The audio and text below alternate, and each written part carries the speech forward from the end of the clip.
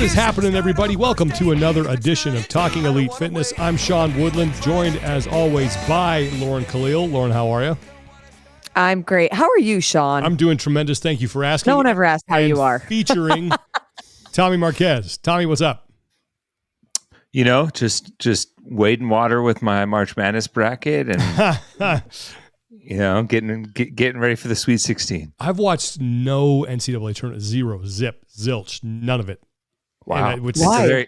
I just haven't had time. Haven't been around to watch it. Just don't. It's just not.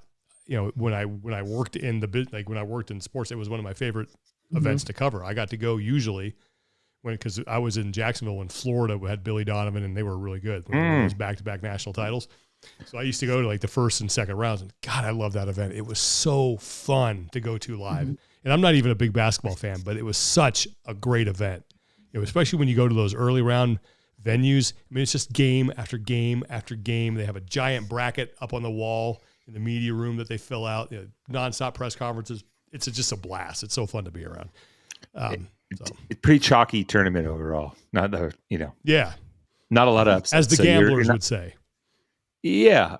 As the gamblers would say, a lot of chalk, a lot of unders, and a lot of favorites. Are you going to any of the games in San Francisco? I was thinking about it. I have some friends that are going to the Final Four. Was debating maybe sneaking up there to.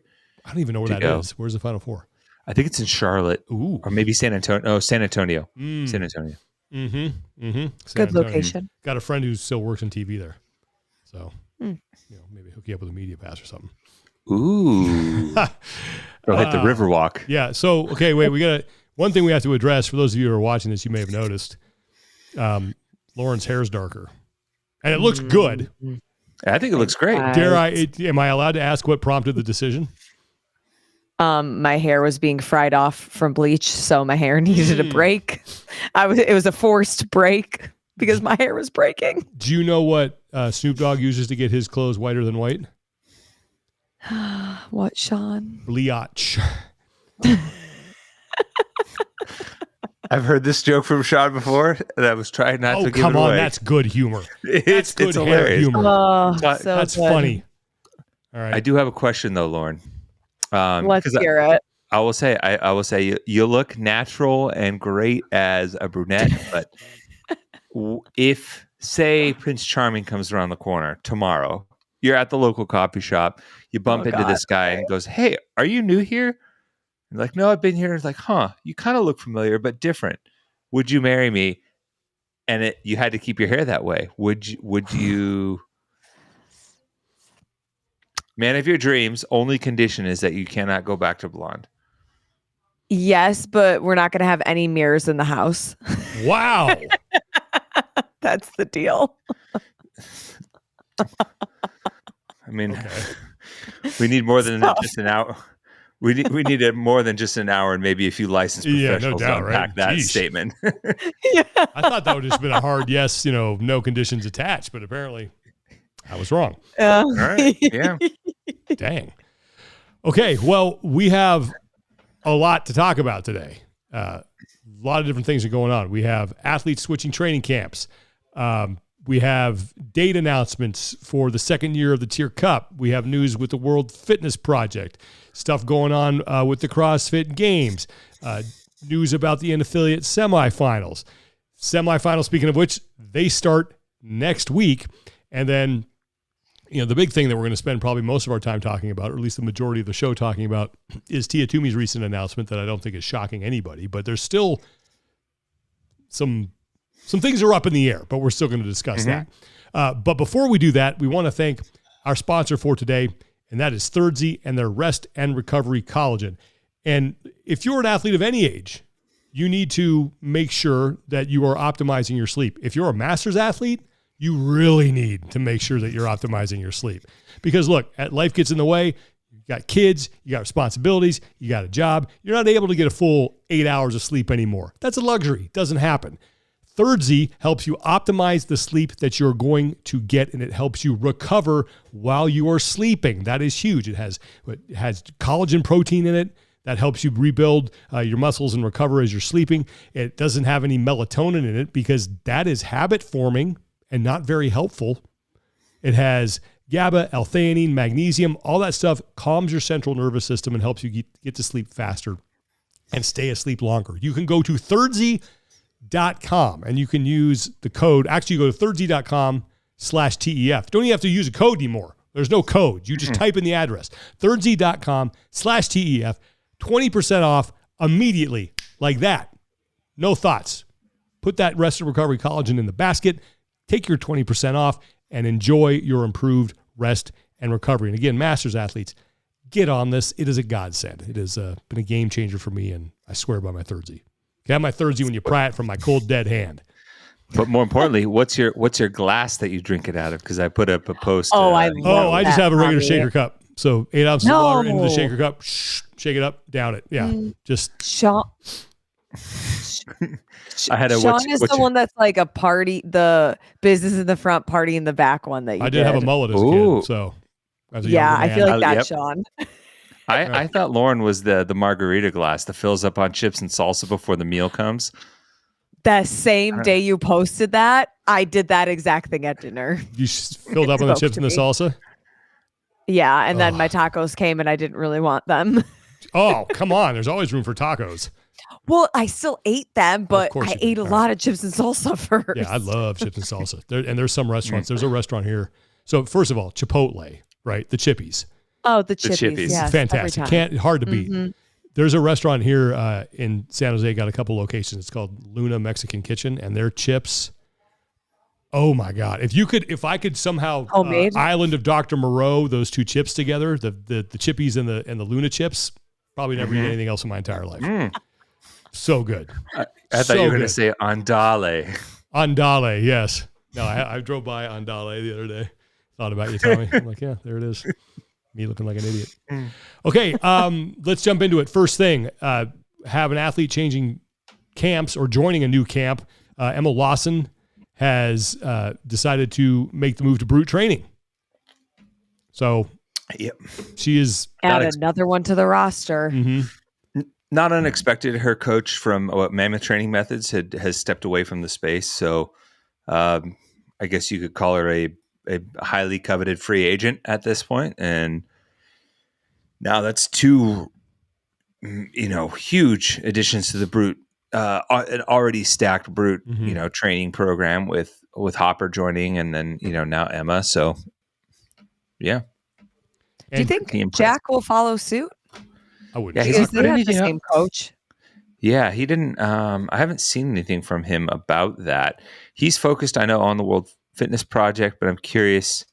And Emma's not competing in the game season this year. She sat out. No. Open, right? Yeah, she's been having back issues. She actually posted an Instagram post today that it was the first time that I think she lifted a barbell or deadlift and she went up to 115 with no back pain, but that's something she's been dealing with. So just trying to kind of push her time a little bit longer because the first time she actually has to compete with World Fitness Project was much later than for the game season. But yeah, they were in Florida recently training with some Brute people, her and Jack. Emma's interesting. Yeah, Go ahead. Sorry, Tommy. I would say Jack is obviously like guys like Dallin and James and those crew. They all kind of. I think there's some of them are separated by a year, but they came up through the teen divisions together, so quite familiar.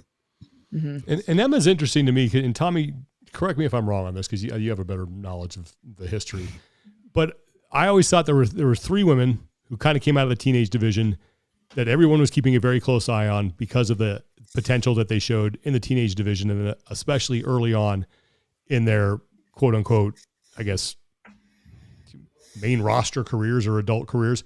And that was Emma Carey, Emma Lawson, Mal O'Brien. I think Haley Adams is probably in there too. Haley Adams too. Yeah. Yeah. I think it was, what's the best way to put this? It's almost like, once high schoolers started making the jump to the NBA and you saw one athlete like do it and have some success with Kevin Garnett. And then you started to see these other athletes start to train and prep to make that jump accordingly. And then you got that instant success, whether it was, I think, Tracy McGrady, you had, Kobe Bryant and some of those guys that made the leap and were like pretty impactful instantaneously. And I think that's kind of how it fit. Like Haley was, the first to do it. and then you saw Mal and Emma follow suit. Both Emmas follow suit and really hit the ground running in attack mode, and not really be shy away from like the big moments and podium positions at multiple events. So, yeah, I mean, those are the primary ones. But adding Haley in for sure.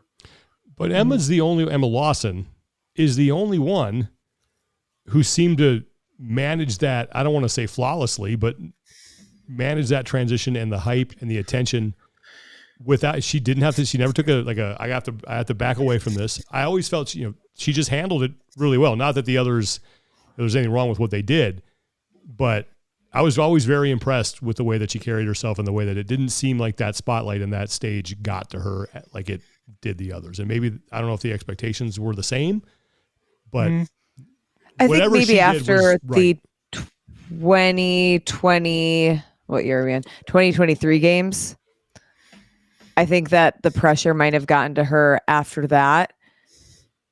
But because of her support system and ways that, I mean, after that year at the games, I know her and Jack went to a lot of weddings together and they took some time away and she was doing things at home more. And I think maybe her, and even when you talk to Alexis Raptis, they've almost learned from the other athletes. Oh, this is something that I really need to be hyper aware of. I need to surround myself with other things outside of CrossFit. So maybe they're more mindful because of what we've seen with other athletes they competed with. Yeah, and it's hard to say what exactly is, the full truth compared to what we're just seeing, right? Like Emma's always presented herself very well. She's always seemed very like centered, mature, not necessarily caught up in the chaos that comes with, being an athlete, being on social media, having to sell yourself as a brand now, like once you get into that upper echelon. I also think certain athletes you are able to refine your playbook before really starting the game, when you have others do it before you, right? You get to kind of build off of that. But at the same time, I don't think she's been immune to that. I think she would tell you that too. Yeah. We've had some conversations with her and she's mentioned like, hey, yeah, I've had some struggles too and some really difficult times. She's not as forward facing on social media and maybe not as like outgoing or outspoken as some of the other ones, at least in how she presents herself. So maybe that's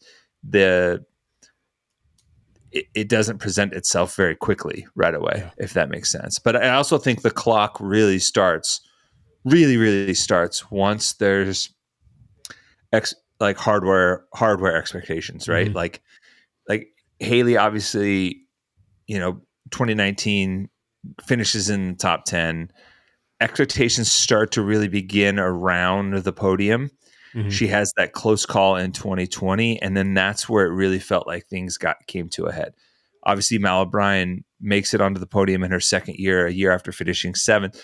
The seventh year was cool, obviously, but I think once she got second place, and it's like, oh well, the only place to go now is up for you. That's a quote unquote improvement and challenge the GOAT and Tia. Then I think the clock starts on expectations. Same thing, I think, even for Emma Carey, right? Like when Emma actually won Wodapalooza and really started to prove to herself that the expectations maybe are warranted or merited in a really big way, that's when it felt like the pressure was at a fever pitch. And similar thing for Emma, right? Like making the podium, finishing second, and now the focus on and it's hard to say yet last year was a regression with everything that was going on, but very clearly things are starting to break down, whether physically, emotionally, whatever it may be. Right, well, speaking of Wodapalooza, that's our next item. We have dates for the Tier Cup, the event that's going on in SoCal. That's going to be back September 19th through the 21st in an event that, I think potential showed a lot of promise after its first iteration. A lot of things I think that can be improved on. A lot of things that I think that maybe they're going to want to do differently here the second time around. I think there's absolutely an opportunity to maybe expand it beyond 2 teams. But I think overall it was a really cool event, and I thought it was very entertaining. Loved the way that they did some of the different matchups. I think back to that nighttime event where it was like, I think everyone thought that the Team USA was just going to walk away with it, and all of a sudden we had a competition on our hands. Like, it was great. And I hope that my hope is that I don't know if they're going to or not this year, because it's Tier Cup is back.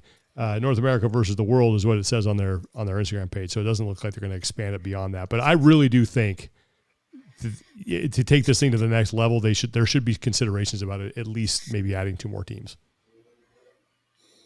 Yeah, I think Invitational really split on year 3, right? 2012 was USA versus the world. Wasn't really that competitive. Mm-hmm. Year 2 was USA versus the world. There was an actual upset, and it became competitive, and then the split happened. I think we could see something similar to that. Like, first 2 years operate, hey, we first year is a test. We know what we got. Let's run it really cleanly now, and amplify some stuff. Let's hope the competition follows suit, and then maybe we split, divide up the teams or a little bit more and kind of expand. But the programming was so entertaining, especially with those head-to-head matches. I hope that they really keep the format of the programming in line with what we saw in year 1. Well, and the other positive thing too is that they can have, this is like a made-for-TV event, right? You don't have to spend 7 hours watching all the action. You can pretty much encapsulate this in 3 hours, maybe 4. That's doable. Yeah, that's 3 hours. That's an NFL game. 4 hours is a baseball game that probably goes into extra innings. So it's. I mean, not anymore with the pitch clock. That's true. MLB games like 2.5 hours. I know now. that's one of the best innovations that they've ever come up with. But anyway, mark your calendars. This September, Tier Cup round number 2 happening in Southern California. Speaking of now other competitions going on, the World Fitness Project season is off and running. They have their first qualifier event in the books. This is now, again, for those of you who weren't who are kind of new to this, these workouts, there's going to be 3 of them, are determining the final 10 spots in the first live event. And after the first week, women's side, Andrea Solberg, and these are unofficial because they're still under review, and thanks to the Morning Chalk Up for coming up with this leaderboard for us. Ella Wilkinson is in second, followed by Annika Greer, Fee Sagafi, Lexi Neely, Lydia Fish, Linda Kiesman, Emily Rethwill, Trista Smith, and Jamie Simmons. All familiar names if you've been a fan of the sport for any period of time. Yeah, this is only week 1. Go Pat. I was gonna say, and you go through and you still have Kyra Milligan, Sydney McAlishan, Shelby Neal, Abby Domit, Caitlin Sanders, Elena Cartala, Sana Huya, Emda Roy, Laws Stallwood, Taylor Howe. I mean, there's a ton of talented athletes going down that fit in what's that challenger division, right?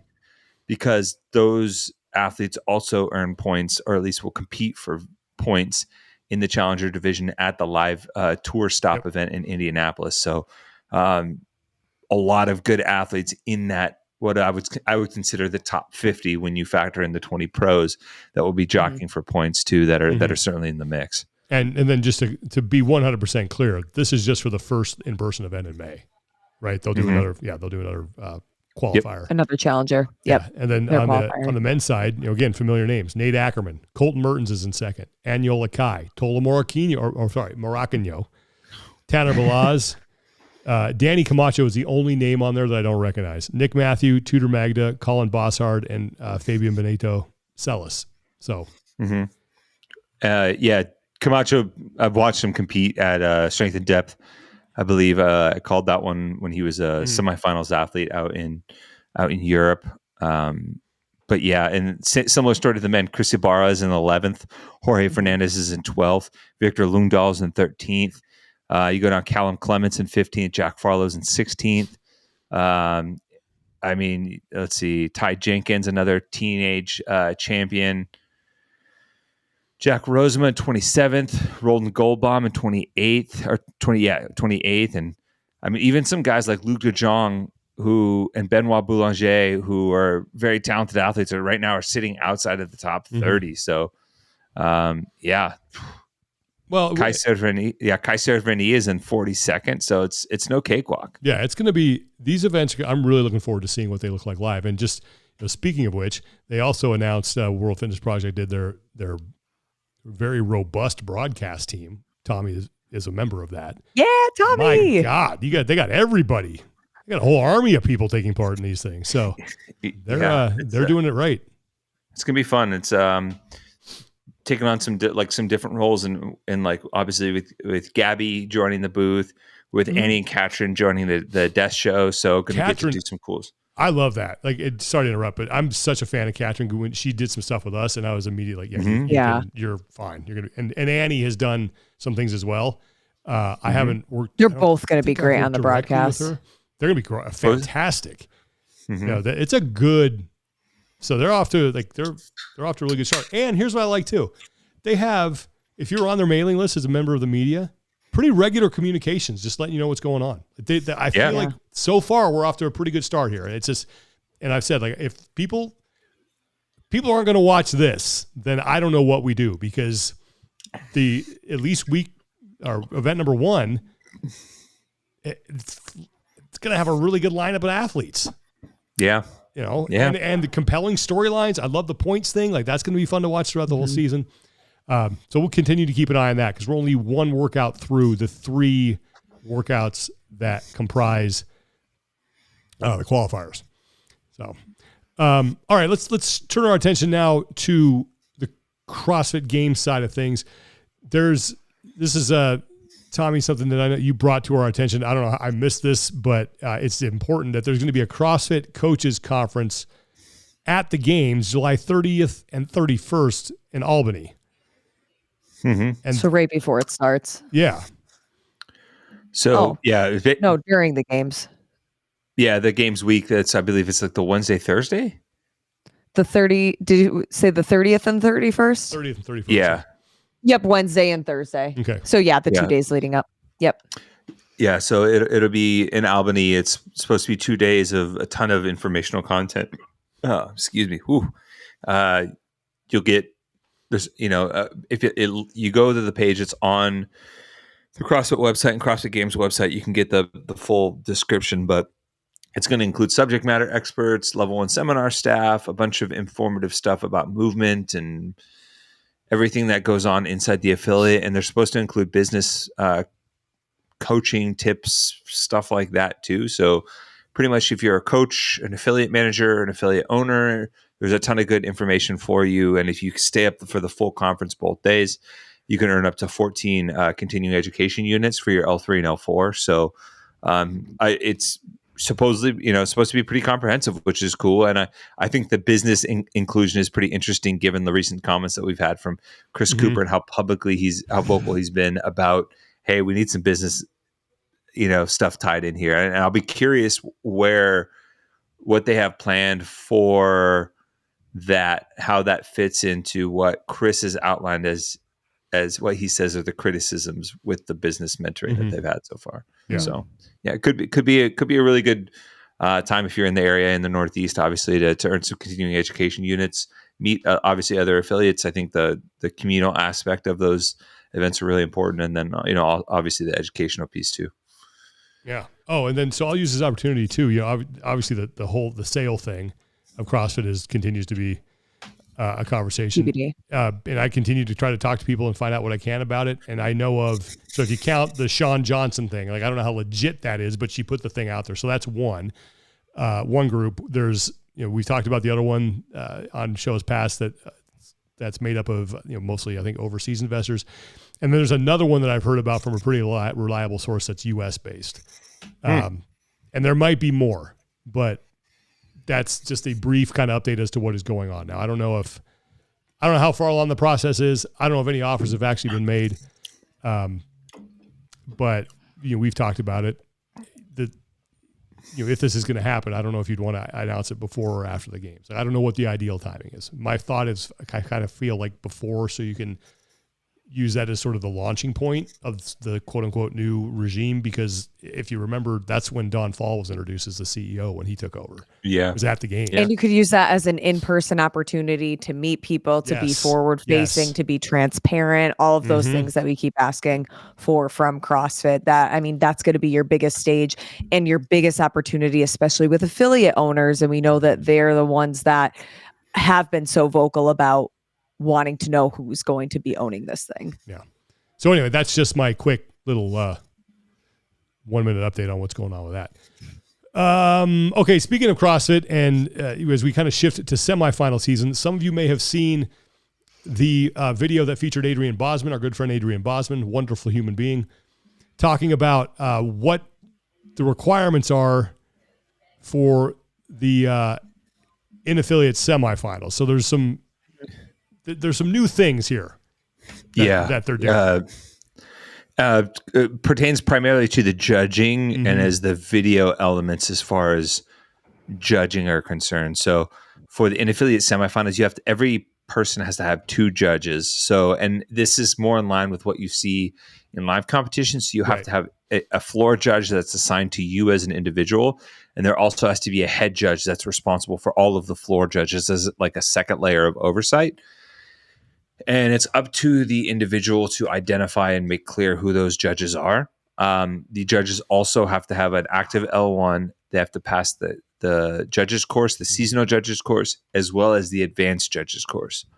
So there's additional layers of quote unquote certification for this that you have to have. On top of that, do you know if all of that was added in the rule book afterwards? Because I saw Adrian's post, but I'm wondering if that was new information being announced then, or if he was just highlighting something that was already in the rule book. I don't recall it being in the rule book. Okay. I don't remember it being in there either. And typically in years past, you'll get anywhere between 5 to 7 revisions of the rule book mid-season as they add things and lay track down in front of them. So it's not uncommon, but now that I think about it, I don't remember seeing that. I just remember it kind of laying out what the stages the competitive season feel that were. like that would have been a bigger topic of conversation if and when it had come out, because I'm not necessarily against this. I'm all for more oversight in online competitions. Like I'm all for it. I just I get the necessity when you're in a live competition of having a judge assigned to you and a head judge, right? I get that. Like you need someone who has a wide view of the floor of multiple people going on, competing. I don't really, while I don't mind an extra set of eyes, I don't know why it's totally necessary when it's just a one-on-one judging thing. Because my mind goes like, well, how does that work? So let's say, it's a very clear there's a no rep, main judge doesn't call it, person keeps working, judge comes over, and just does that person then say something to the and say, hey, you got to watch that. They're still going to get penalized on video review probably. So how what is the exact, tell me the purpose that person's going to serve in real time to help out, other than something like that scenario I just outlined. I think maybe there's also like the appearance, right? Like if you feel like there's more judges, you're less likely to push riding the line. I think, that could work. Optics. That could be part of it. Also, the other element of it is that video review is different. So it has to be a YouTube link. So it has to be on that platform. It has to be public. So you have to make it publicly available. I like that. People have been begging for that forever. Yeah. I mean, we've asked for that for like a decade plus. And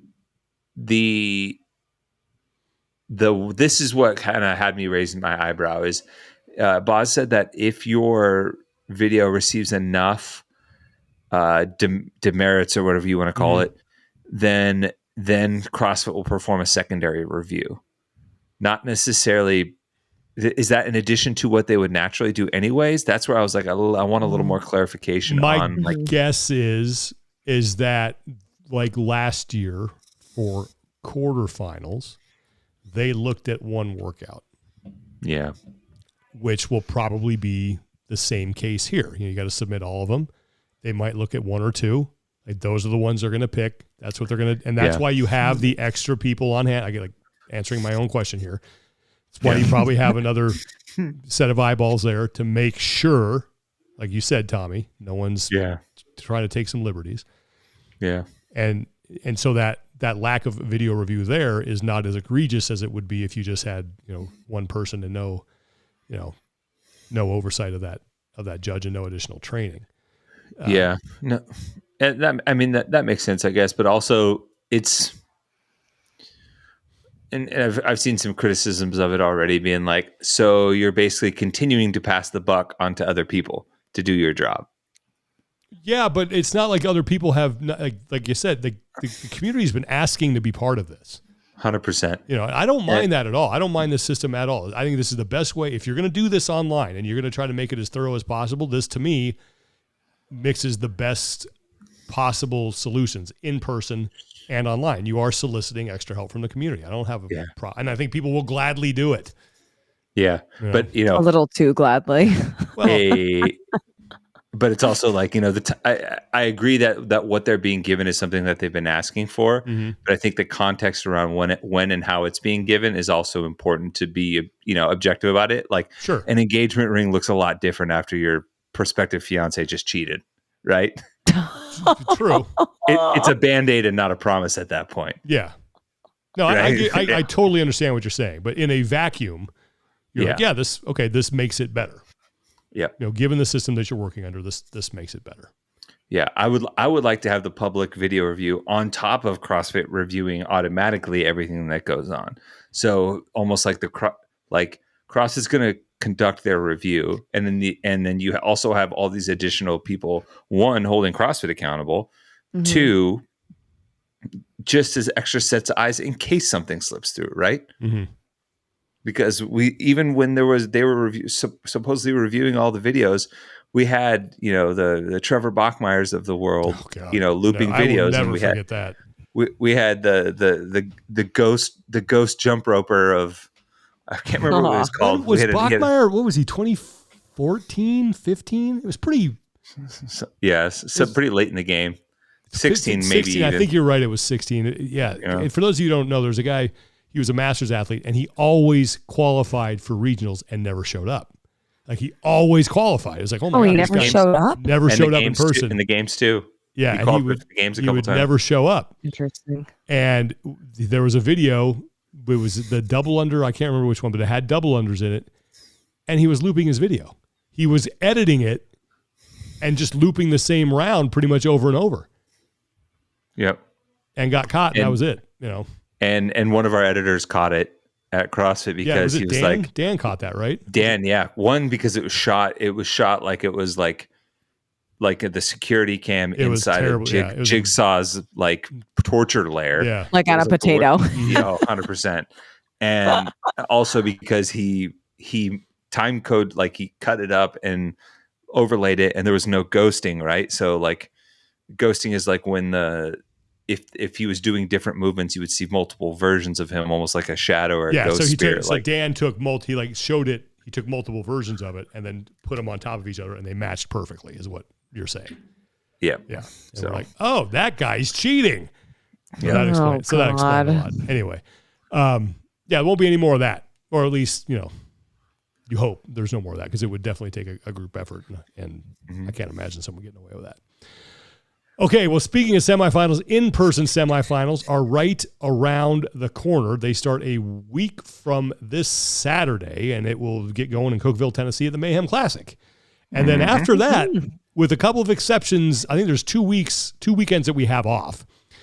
But there's competition like every week going into June, and the last like actual in-person event is one that was added late. That's the NorCal Classic. That's going to be June 6th. And then the following weekend, there's the last chance qualifier. And I am willing to bet that will be another online type of competition that takes place over a weekend with, I don't know what the criteria to get it. Have they even decided that? Like it's going to be who they're going to invite or how it's going to work, or what if you go to a live event and you're in the top 5 and you're one of the 3 outside a qualifying spot, you're in. Like, I don't know how that works. I think they might get one of those Dungeons and Dragons dies and throw a couple casts and see what comes out. 20-sider? Yep. Love the 20-sider. Triple 20. Yeah. But yeah, I'll be interested to see what I'll be interested to see what the details are. I like the last chance qualifier. I think it adds a little extra drama. I think it's a good thing. Yeah, I liked it too. Obviously because the nature of the sport sometimes is like all it takes is like one a couple like tough breaks on a otherwise really good weekend or an otherwise great year of training, and that derails your season. And to some extent, that's sports, right? But there's also like a lot of sports play multiple games for just that reason. You know? And I think also too in an online setting, this makes sense because go back to last year when you had so many people get knocked out by box step ups. Had that been in real time, you can fix that right there. You get the correction from your judge, you're good. You don't really have that opportunity. I mean, I guess you do if you watch your video and you're extra critical, yes. But in real time, you don't. So something like that, if that derails you and you're still alive, you know, I like that. But again, I don't know if they've decided how that's going to work. Like the fact that they're including it, but just waiting on more details. But this is, you know, we talked about it last week. This is the time of year now. It's like, it's going to be, we're into the great unknown. We've never really done this before. We kind of did with sanctionals and that whole thing, but now we're mixing it with online in affiliate semifinals. That's going to be going on at the same time as these in-person semifinals are going on. In the middle of that, you're going to have a live World Fitness Project event.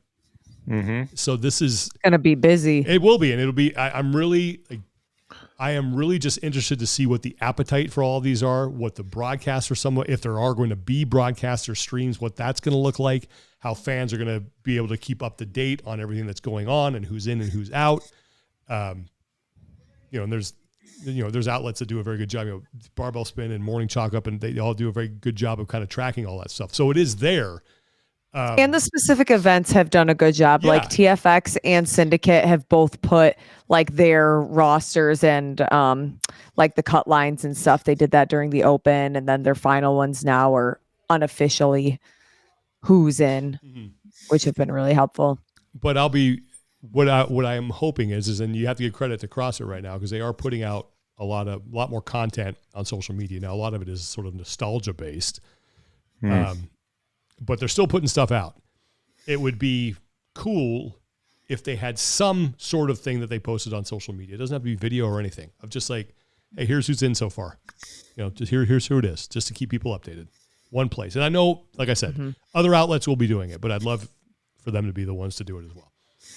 But looking forward to it. It's going to be, you're going to have a lot to pay attention to. In those events, some of these weekends, you got multiple events. I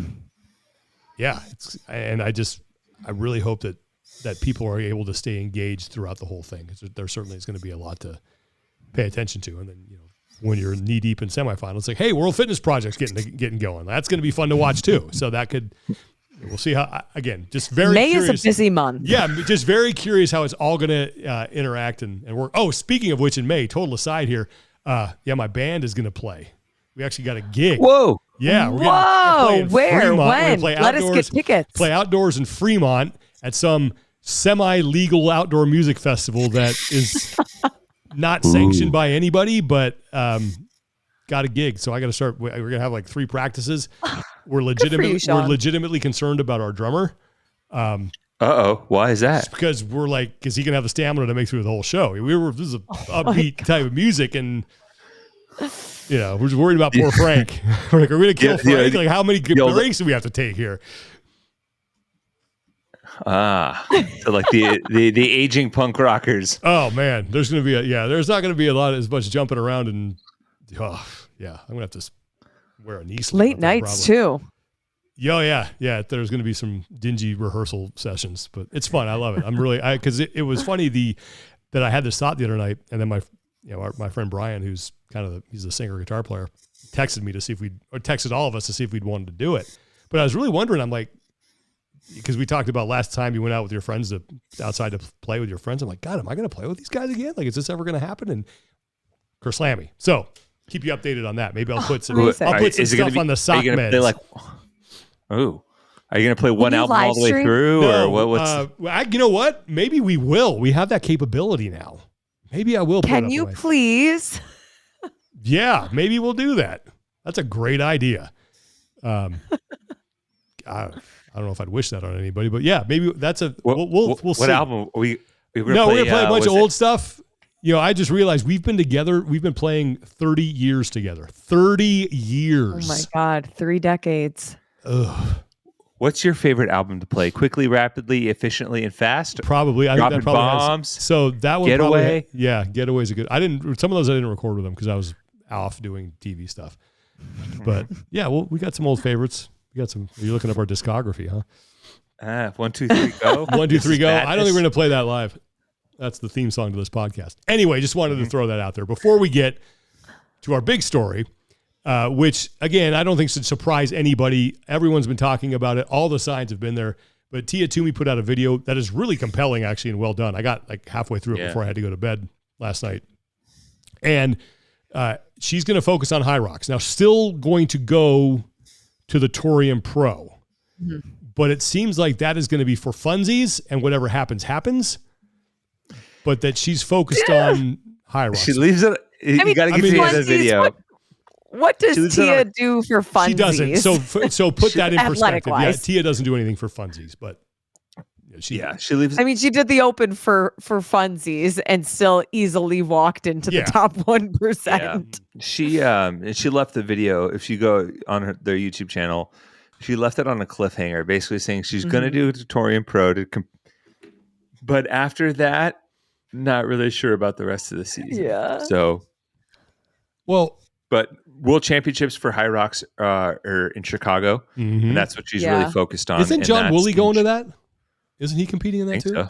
Maybe he is. Probably. Oh, is it? I could be wrong about that. It's in HYROX World Champions is the weekend of June 13th.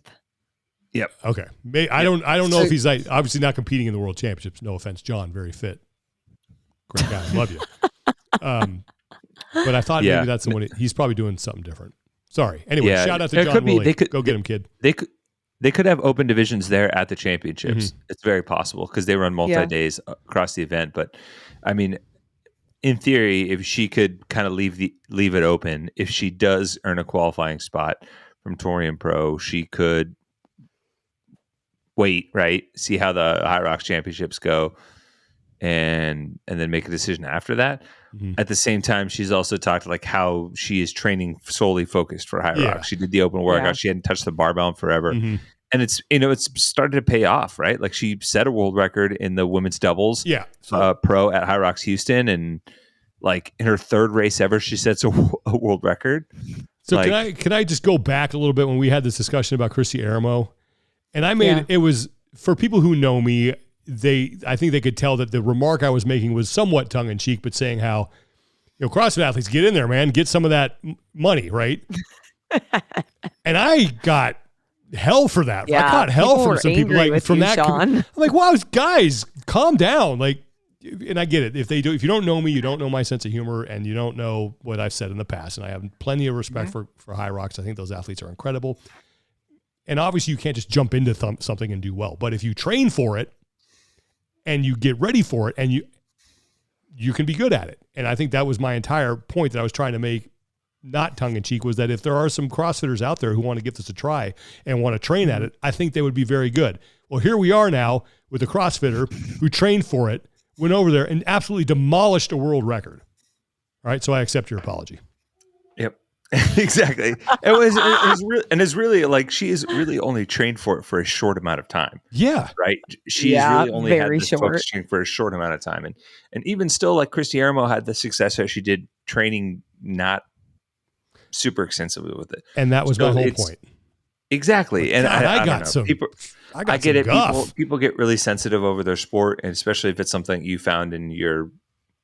I mean, people gatekeep subreddits on online. They'll gatekeep anything, and I get it. Like it's you want to make sure people are respectful of the work that you put in, and rightfully so. Mm-hmm. But I mean, it's hard to deny that there's some very talented athletes in CrossFit that are really good runners that could be really good at this. And now the CrossFit GOAT is going over, and it's looking like she's going to do some damage. And on the flip side of that, I think there are probably some very good HYROX athletes that if they wanted to be good at CrossFit could do it, could be very good at it. Right. Yeah. Like I no disrespect meant, anyway, I just thought that was funny. I'm like, oh, hey, look, a CrossFitter just broke a world record at a HYROX event. Shocking. Yep. But it's also interesting when we talk about Tia, like, yeah, she will easily qualify through Torian, but if she doesn't believe that she can win the CrossFit Games, I don't think she would go and compete. I would agree with you on that. I don't think, and I've made the joke doing this for funsies. I'm with you though. I don't think she would go to the games and be like, I'm either here to win or I'm not going to do it. Yeah. You know, because why would you break the streak? there's no reason. Not that she has anything to prove, and No. if she wants to for fun, then fine. But I just don't foresee her competing at the CrossFit Games unless she's pretty confident that she will win. And I think right now, given her priorities, and you can't blame her because, like you just said, Lauren, she has nothing else to prove. This is the next thing on the list. Let's go see if I can. And I think that's honestly what kind of drives CrossFitters in general. It's like, what's the next thing? And a lot of that is often just in the gym in the context of CrossFit. Okay, well, I did this skill. Now can I master that? And when you're someone like Tia who's done it all, you're probably going to have to go outside the boundaries of your arena to go find that next thing. And HYROX is blowing up. It's super popular. She has a chance to, make some good cash. Yeah. And it's a different kind of training in the sense that it's very specific. Yeah. You know exactly what you're doing there. For CrossFit, you know what movements to train for the most part. You know kind of what works to prepare you for the CrossFit Games. But this is so specific that even that type of Kara, I'm sure, is entertaining and exciting for her to take on something completely new. And she's still... relatively young when it comes to her athletic career. A lot of tread left on that tire. For sure.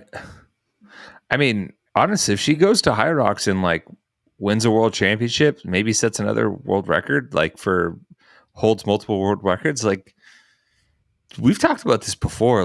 Where does she stack up? Or some of the greatest female athletes of all time? It's a very interesting question. And I love talking about this because I think if you just put that out to any sort of sports fan, who are the greatest female athletes of all time? Her name probably does not come up. And it's just because of the... whose name? Tia? Tia's name doesn't come up. Just to a general person, someone who's not a CrossFit fan. Her name's not coming up. And it's just because people don't know about the sport. But which I believe, I think that it takes just as much talent to be at the top of your game in CrossFit and dedication as it does any other professional sport. And then you just assume that, okay, if you agree with that, we're now on a level playing field with all other sports. She's got to be up there. I don't know anybody else. Find me another female athlete that has dominated her first sport and then found success doing other things. Mm-hmm. Yeah, because I think to be in that conversation, you have to be at least you have to be considered the greatest in we'll call it your native sport, right? The sport that you and she's done that. She's won it 7 times. Mm-hmm. She's won every high level competition within that native sport possible, pretty much. And every one that she's attended, at least. She's competed at the Olympic Games in weightlifting. Realistically, she should have competed at the Olympic Games in bobsled. So she should have competed in both the summer and winter Olympic Games. Mm-hmm. She was an excellent 400-meter hurdler, and now she has pivoted after having a kid to a new sport where she's set a world record in just her 3rd attempt at it. You take the labels off of it, and you go the blind resume route. How do you not consider her one of the greatest? She at this point, she steps foot in the arena for a sport, and you're you better be worried. Well, and I think too, it's just because individual sports that are not stick and ball sports aren't held in as high regard as, tennis, basketball, you name it, golf, Olympic sports, but. Martina Navratilova's up there. Talk about dominance in her sport. Serena Williams, the Williams sisters, they're up, but they never crossed over to something else. And we're like, dang, you can do that too. Yeah. You got Jackie Joyner Kersey, right? Mm-hmm. Cause didn't she play basketball too? She was an excellent basketball player too. on top of being like one of the greatest women's track athletes. So it's really like there isn't a whole ton of precedent for like crossover women's athletes in that regard. Yeah. So like immediately she starts to work her way to the front of the line, I think. I mean, I agree with you. Just based on resume, if you just had like a blind resume and you looked at the accomplishments, you'd be like, who the hell is this person? Yeah, seriously. Like went to competitions and never finished lower than second. Think about that. Every time of the games, her worst finish was second. Dominated in her margin of victory. It was never close. It was never. Yeah. It was close. The first 2 years she finished second, and the first year she won. Beyond that, during her whole reign, it never was in doubt ever. Yeah. And Crazy. then finished second at the Rogue Invitational. 5 months after having a kid? Yeah. That's wild. So I think you definitely have to put her up there. But I think that the people who don't know about CrossFit and sort of just poo-poo it, it's like, oh, all you're doing is just working out. Like, that's not really a sport. Well, yes, I get where you're coming from, because you're saying what you're used to seeing is fitness as a means to an end, not a means unto itself. And to be very good at this, you got to train your ass off. Like, I think CrossFit athletes at the pinnacle of their game train just as hard as any other athlete, maybe even harder. No doubt. Yeah. So yeah, I'd with my a clearly biased opinion, but I agree. I'd put her probably in I'm top 5 easily. Yeah, and there are a few. I mean, obviously there are exceptions, right? Like the training. So let me clarify the statement. It's also one of the few sports where I think training at the highest level, if other elite athletes tried to hop in, it would actually be dangerous to them. Like elite athlete hopping. It's CrossFit, peak CrossFit athlete training, like for the games at the highest level, is such that I think other elite athletes trying to just hop in and do it, and mimic it, would be actually dangerous. I think, some swimming sports and things like that, where there's like harm, like there's a harm of drowning and things like that, but it's very unique in that element, right? Mm-hmm. And obviously there's collision sports that could be harmful, but yeah, I just think the pure physical intensity of it is doesn't get enough credit for sure. But if you just Google like greatest women's athletes, female athletes, let's see, Serena Williams. There's like Clara Hughes, who's like she was a dual sport Olympian. Mm-hmm. Who's that? Okay, so listen here. Like, this is Serena Williams. Holds an incredible 94 WTA career titles with 22 Grand Slam titles. Also the only tennis player of either gender to have ever won singles titles at least 6 times in 3 of the 4 Grand Slam tournaments. Right? Dang. Okay. Yes, you're up there. Absolutely. Might put you above the resume, probably gets you above Tia with all that, But to me, like the one thing that none of these athletes have is the success across venue. And you can argue diversity and athleticism. There is an argument to be made that, but are HYROX and CrossFit really that different? Sure. Yeah. Ooh.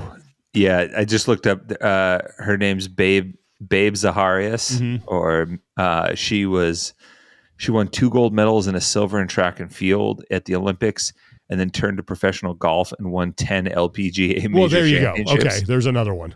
That one's pretty good. Yeah, that's pretty solid too. And that's why I said top 5. I think, Tia's somewhere there in the top 5. But there's some pretty incredible athletes in women's sports and what they've accomplished. But I think that if people took CrossFit as seriously as some of these other sports, I think she's probably in the conversation. She's got to be, has to be. Yeah, no doubt. She's got my vote. Yeah, I know I'm incredibly biased. I get it. I'd have trouble convincing a lot of people that know nothing about CrossFit that she deserves to be there. But yeah, I think you can make a case for her to be inside the top 5. Mm-hmm. Just and I think too the longevity of it as well. Look how long she's been doing it, and not really slowing down. And that's the other thing that just ramping up. The other thing that always impressed me about Tia, and we saw this with other champions. And Tommy, think back to when Katrin won back-to-back, right? That gap was narrowing. It was very clear, like, people are coming up. The gap never narrowed with Tia. Like, there was never anybody that you're like, oh, what? Hey, that person's getting close, and Tia's at her peak. Tia, it just kept getting wider. There was never in doubt. Yeah. I mean, Tia even mentioned it, like, she in that video, she's like, it feels good to be chasing again. Yeah. Because she honestly wasn't even really chased that much. No, when you have it wrapped up. And think about this too, is like I think about her reaction to winning her first one and how emotional that was. And then her reaction every subsequent year after that. It was like, yep, thanks. And I liken it to, going way back here, the old Soviet hockey team that used to just wipe the floor with everybody in the 70s and the 80s, and winning was just routine. And when they got beat by the Americans in the Olympics and the Miracle on Ice, a lot of them there's that shot. That's the shots of all of them just kind of sitting at the blue line waiting for the United States to get done celebrating, kind of with these looks on their faces like, wow, I'm not used to seeing that, because there was no joy in it anymore for them. And I think because winning has become so routine for Tia, maybe it has taken some of the joy out of it for her. And now this new endeavor and this chasing, like you mentioned, gives that to her. And she wants a challenge. Yes. That's great. That's how I feel at the local pickleball courts at my, just dominating fools. Tired of just, Is there no one who will face me? Watch your mouth, Mildred. I see you talking back there. None of you worthy. Is pickleball still a thing? Are like people still into that, or is that kind of? Oh yeah. Okay. Dude, I was when I was in Arizona a couple weeks ago. There's like huge pickleball leagues. Well, no, like it's almost like it's like a center where it's like there's one here in San Jose. It's like a bar, a restaurant, and then like endless pickleball courts. So you can like go play and then like grab a drink or grab brunch. Amazing.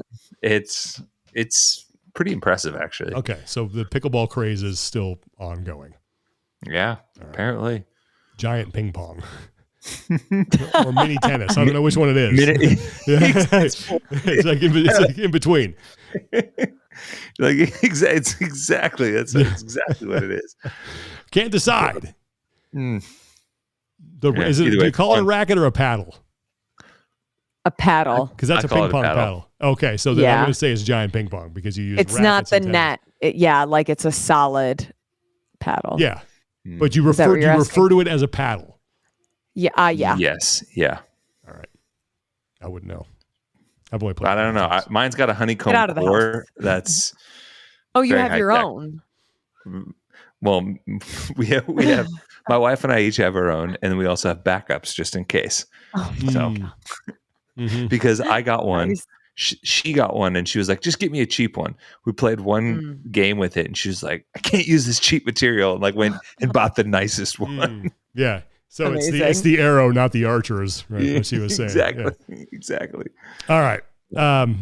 Anything else we need to get to before we get to PRs, no reps, community support, and all the good stuff? I don't. Nope. Yeah, I think that I didn't see anything else. Okay. The anticipation to live competition. It's going to happen. Here we go. Yep. Looking forward to it. Should be fun. Mayhem is a cool facility. They always put on a good event. I've been there a couple times, and if you've never been there, like it's a cool. It's almost like it's one of those places that if you're gonna list of locations that you got to visit as a CrossFit fan and take your kind of trek across the world, that's definitely one of them. You got to go to Mayhem. Yeah. Got to go to the ranch.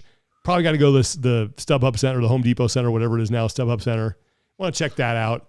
But those are the three, right? Like I would say Ranch, Mayhem, that. Yeah. Invictus is probably one. CrossFit Reykjavik, got to go there. Yep. Got to go to Reykjavik for sure. All right. We got any community support we need to get to? I don't have any off the top. Okay. I saw that someone wrote, Well, if you guys do, as always, send them to us. Instagram, send us details. We always want to make sure we send people to the right spot. Happy to help out. however we can and getting the word out. PRs, no reps. My PR and no rep are going to be the same thing. Oh, Really? 2 for 1. Yeah, I'm going to PR and no rep the same thing. Okay. So I'll start. I'm going to PR and no rep Severance. Season 2 finale, phenomenal television, great storytelling. It was engaging the whole way, made you think. It was good. It was great. It was fantastic. Enjoyed every minute of it. Okay. The no rep comes in is that end it now. Okay. End it now. There's still some questions that have been unanswered. There's still some things that we don't know, but they answered pretty much all the major stuff. And the way it ended, I'm like, stop it. Don't touch it. That's great. We don't need. How many seasons has it been? Just 2. They've already signed on for another, but now it's like what made the show so appealing and so good. The only way I think that you're going to move on now is to get outside of that. And I'm not sure I want that. And who likes a 2-season show? but it doesn't need to go beyond that. And I think that's part of the problem. Like we live in this day and age where we just want our shows to keep going and we want more and we want more. I love a good 10+ season. No, you don't need that. And the biggest like example Grey's Anatomy. The biggest example of where that went wrong is with all the Star Wars stuff. Like everybody, when I was a kid growing up, we always want, what is Boba Fett's origin story? And Disney went, here you go, in Lucasfilm. And they said, you're going to get to see him as a kid to the whole 9 yards. I'm like, that's so disappointing. I don't want that. Some things are better just left unanswered. You let the viewers kind of fill it in. They could leave this right now and it would be perfect. And I'm going to watch season 3. Don't get me wrong. I'll probably really enjoy it. I'm just like, you could just timestamp this, Tommy. You could end it now. This back. You could end it now and it would be great. It would be, don't need anything more, right? We don't want to start. I don't know. I know that's going to be sort of in a minority view, but I love the show. The first 2 seasons, oh God, they were so good. It was such good television. So I'll give Sean credit. He was on Severance pretty much before anyone I knew was all about it. He was like, you have to watch this. This is an excellent show. And now it's blowing up. And Sean knows sci-fi. Sean's the leader. So good.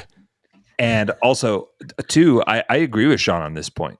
I think the downfall of many really great TV shows is that they write it planning to be a few seasons tops, not expecting the success that they get. And then the temptation of money and expanding upon that success causes them to overwrite and expand stuff that doesn't need to be. And then it gets drawn out and stale. And then they depart from their original story that made it great in the first place. And then it fizzles. I think of shows like Lost. Like they clearly didn't know where they were going after the first couple of seasons. That show, and then you have the alternative is when you have good writers that plan for a certain amount of seasons tops and they stick to it. Great example, The Wire. They knew that they were going to do 5 seasons. They got thrown a ton of money and they said, no, we're sticking to 5 seasons. Excellent show, one of the greatest shows of all time. And I think that's more shows need to do that. Yes. So I'm with Sean on that regard. Oh, thank you, Tommy. All right, so those both are my PRs and no reps. But my no rep is Andor season 2 because the trailer for season 2 came out and now I can't wait another month for it. That show is phenomenally good. That's another one too. It's like that. So I've gone back and watched season 1 and I forgot how good it was. And you know why it's going to be great? Because they can't overwrite it. They can't. This is it. This is the last one. Because it's butting up against another installment that you know what's going to happen. Another fan. Like I was talking to a buddy about this today too, and I said, "Listen, if all they did new Star Wars stuff was Andor and Rogue One, I'd be happy because that is by far the best stuff. Everything else has been more or less mediocre at best." Yeah. All right, Lauren, no rep. Well, I'm watching $1 Million Secret right now. Have you guys heard about that? Do I want to hear about that? Tommy, have you heard about it? No, but I can only imagine. All right, let me just take my glasses off so I can rub the bridge of my nose in frustration. Go. Okay. It came up on my, you might like this on Netflix. So I was like, let's explore. So essentially it's kind of a reality TV show, but it's a little bit corny. But anyways, there's this group of like 10 people. One person is decided to have the $1 million and they have to keep it a secret. And everybody's trying to figure out who has the $1 million, and people get voted and eliminated off. So it's kind of like Survivor, but one person has all of the money and they have to keep it, or somebody gets to take it if they figure them out. So this had nothing to do with the PR or no rep. It's just a show you're watching. Yeah. My no rep is not being a natural blonde and having my hair fry off. So. Oh, okay. Yeah, that's bad. So you're telling me I shouldn't dye my hair? Just look again. at me. This is what's in your future. You keep doing it, right? Right here. Take a good look. Take a good look, Lauren. This could be you. Look like Britney Spears in 2010 That's right, or whenever she You leave Britney alone. Leave Britney alone. Also, if anybody wants a really fun Instagram account to follow, you should follow Britney Spears on Instagram for free entertainment. Okay. PRs. Thank you later. Let's go to PRs. Tommy? I'm going to PR Justin Medeiros for Oh my God. Oh, dyeing his hair and his goatee pink. I saw that in a little bit I thought it was AI at first. I saw that in sort of like a morning kind of just killing time scroll. No, wait, did I just wait a minute? What? Yeah. Is there a reason? The because he's the biggest loser. 25.3. Oh, this is a punishment.